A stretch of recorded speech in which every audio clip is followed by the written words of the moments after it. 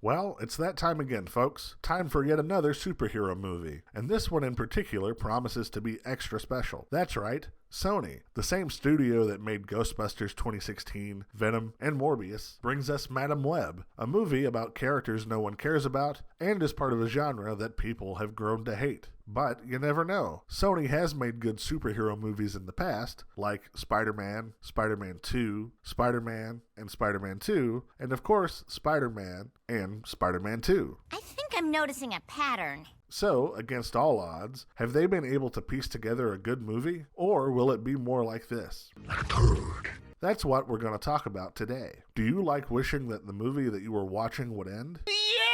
Well, then I've got a movie made just for you. Grab some popcorn and some soda, folks, as we take a look at Madam Web. I just want to die! So, Madam Web starts in the jungle.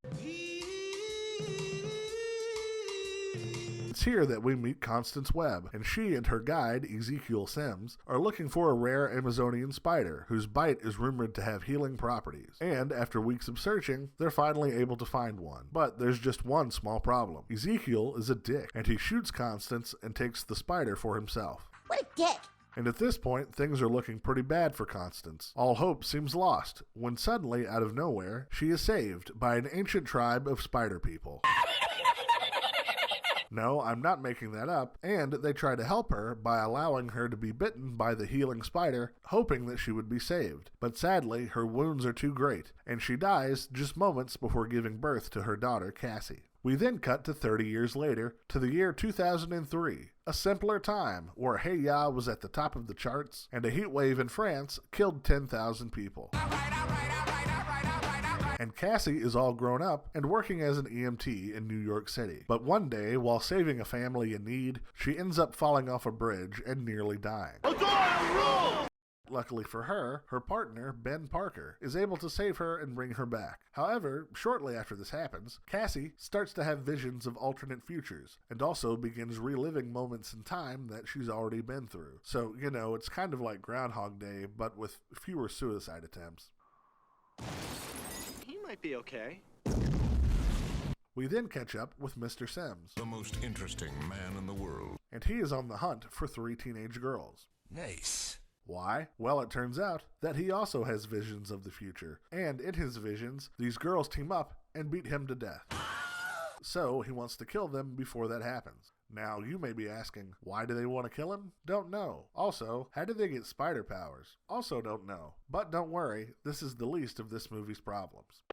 Anyway, luckily for him, he just so happens to find out that all 3 of them are at the same train station, on the same train, going to the same place. Unluckily for him, Cassie is also there. And after seeing visions of him killing the girls while wearing his Spider-Man cosplay, she convinces them to come with her and to go into hiding. Come with me if you want to live.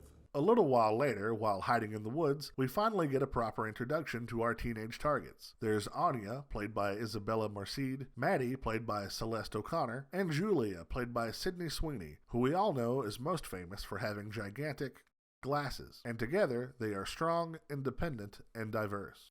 What in the hell's diversity? An old wooden ship that was used during the Civil War era. Later that night, they go to a nearby diner to get some food, but unfortunately, Sims is able to find them, and then brutally murders them. Well, that is until Cassie goes back in time and saves the girls once again. And now, realizing that she's the only one who can save the girls, Cassie vows to protect them and never leave their side. She even teaches them CPR. I can't keep doing this forever.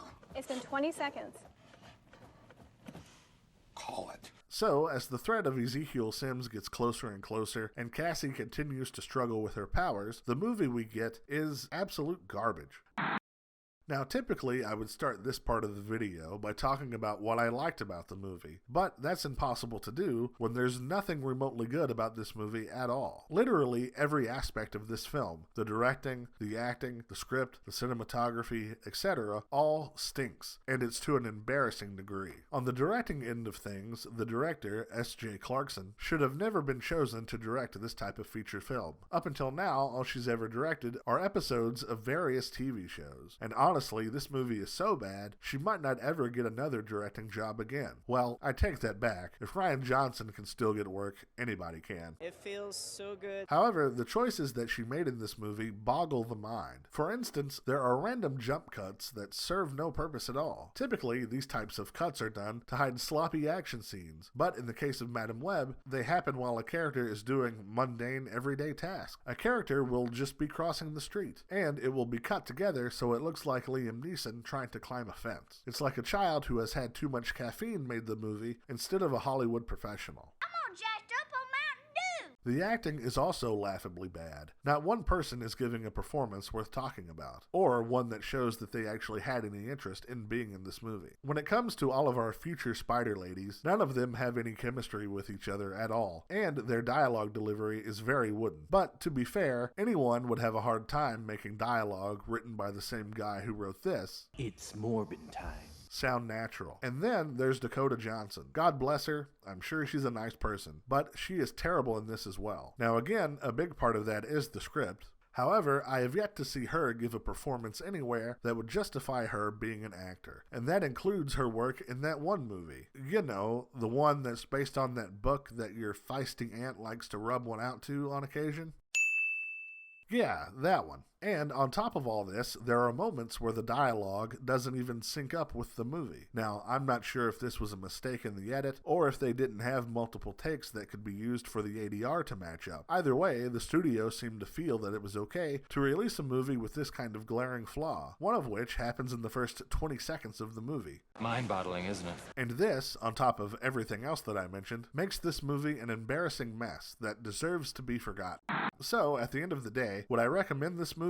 Well, I think it's pretty obvious that I don't. In fact, I wouldn't recommend this to my greatest enemy, simply because I would feel bad for wasting their time so badly. However, the one good thing that could come from this miscarriage of a movie is that this writer is kicked out of Hollywood, and that he never works again. That way, we can all be saved from films like this being made in the future. And if that is able to happen, then maybe Madam Web was able to save the day after all.